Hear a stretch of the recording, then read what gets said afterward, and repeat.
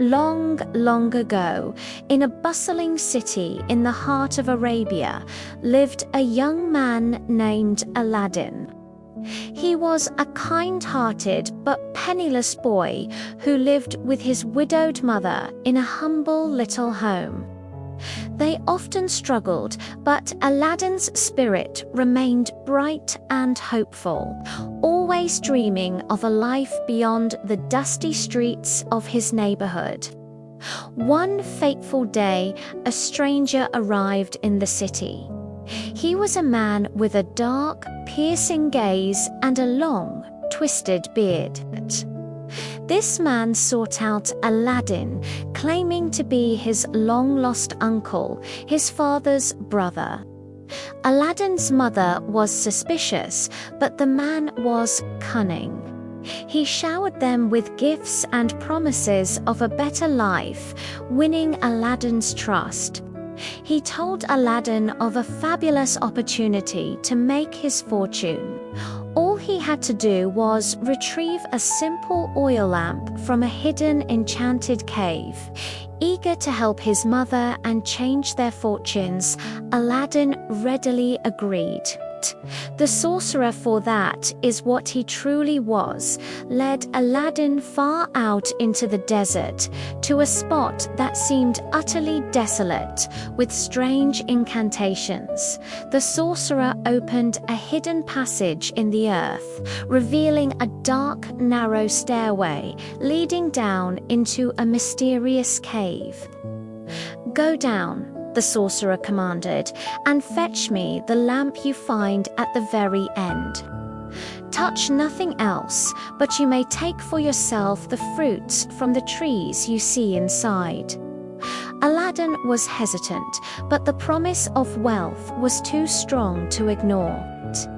He descended into the cave. To his astonishment, it wasn't a dark, dreary cavern, but a garden of wonders. The trees were not laden with ordinary fruit, but with shimmering, sparkling jewels of every color imaginable. There were rubies like ripe cherries, emeralds like green plums, and diamonds that glittered like frozen dewdrops. Remembering the sorcerer's words, Aladdin filled his pockets with the dazzling gems. At the very end of the cave, just as the sorcerer had described, sat a dusty old oil lamp. It looked entirely ordinary, but Aladdin picked it up and started to make his way back to the entrance. "Uncle, I have the lamp," he called out. "Help me up." The sorcerer, however, had no intention of helping him. His only goal was the lamp itself. "Give me the lamp first," he shrieked.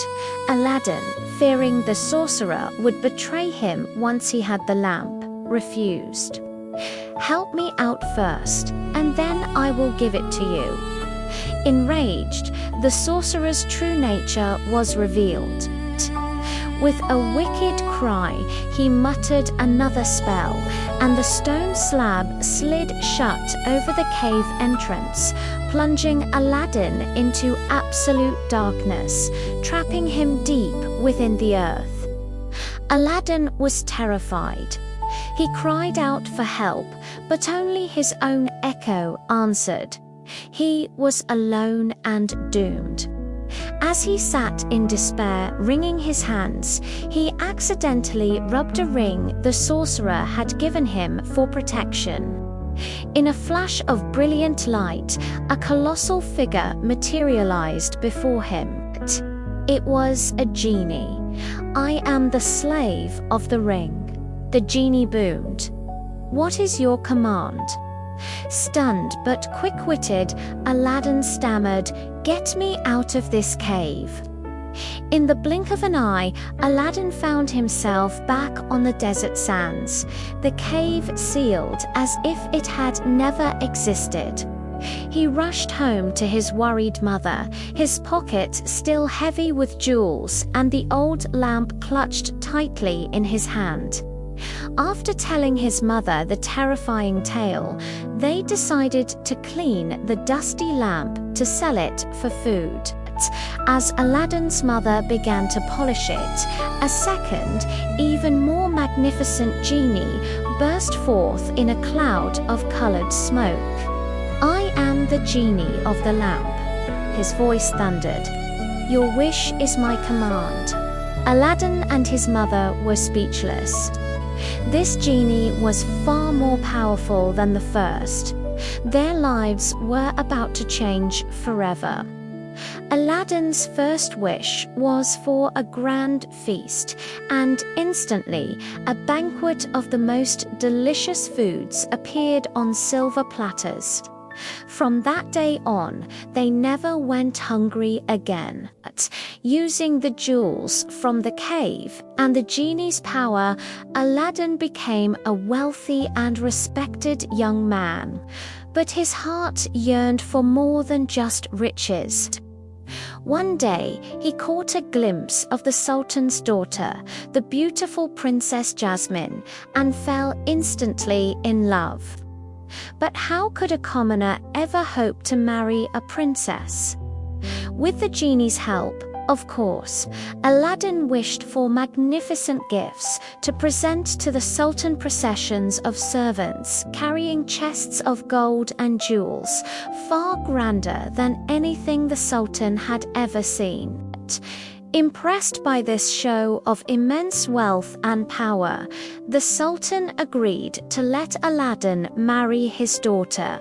To seal the deal, Aladdin made his greatest wish yet for a spectacular palace to be built overnight, a palace so grand it would be worthy of the princess. The next morning, a breathtaking palace stood where there had been nothing before, and Aladdin and Princess Jasmine were married amidst great celebration. Aladdin was a kind and generous ruler, but he never forgot his humble beginnings. He and Jasmine were deeply in love and lived happily in their magical palace. However, their happiness was not to last.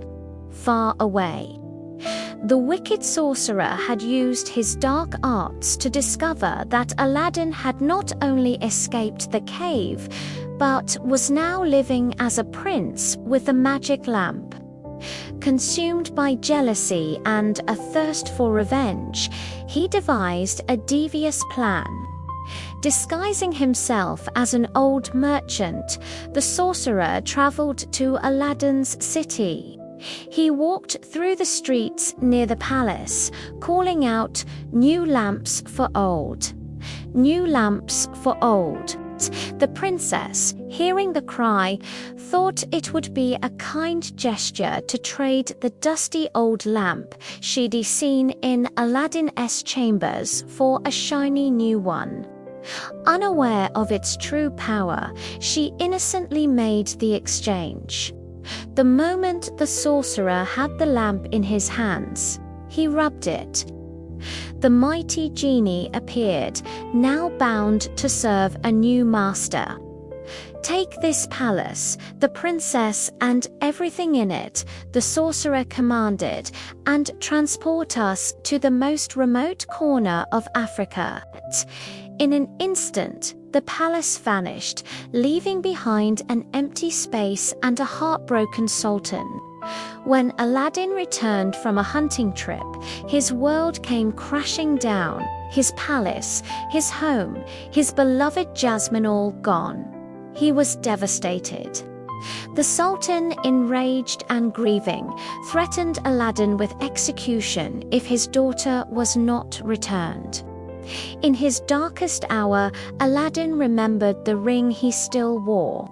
He rubbed it, and the lesser genie appeared once more.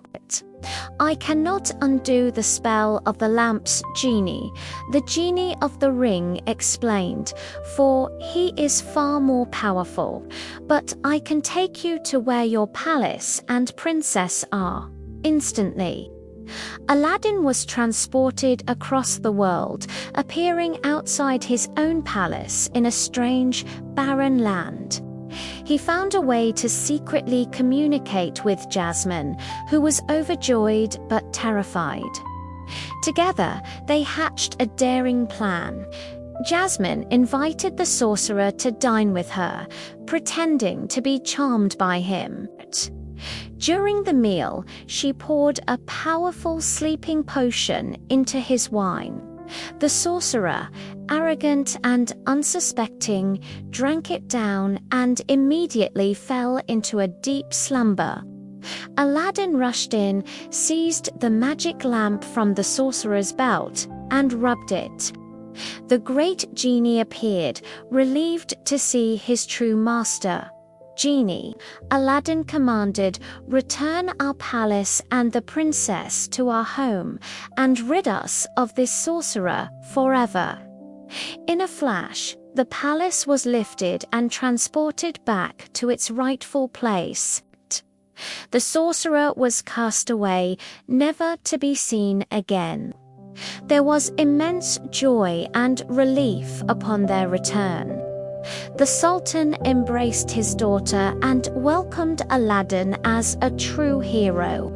From that day forward, Aladdin, with his wit, his courage, and the help of his powerful friend, ruled wisely alongside Princess Jasmine. They lived a long and happy life, their story becoming a legend of how courage and a good heart can triumph over any darkness. Thank you so much for watching our story today. If you enjoyed this magical adventure, don't forget to hit that like button and subscribe to our channel for more enchanting tales. We love sharing these stories with you, and we'll see you in the next video.